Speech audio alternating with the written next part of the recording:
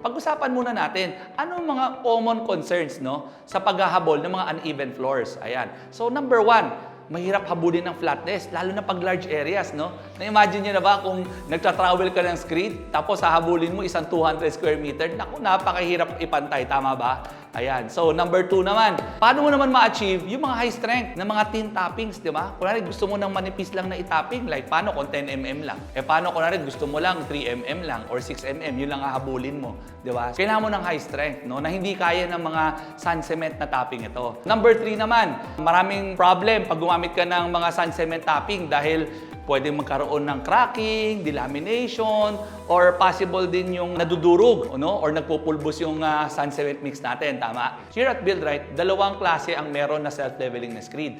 One is Buildrite Level Up 403 and the other one is Buildrite Level Up 410.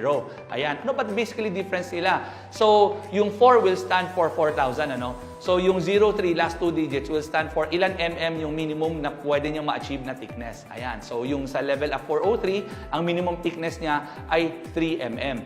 Yung para naman sa 410 ay para sa minimum thickness of 10mm. Okay. Yung 403 ay pwede mong gamitin to a maximum thickness of 9mm. And yung para naman sa 410, you can use it to a maximum of 25mm.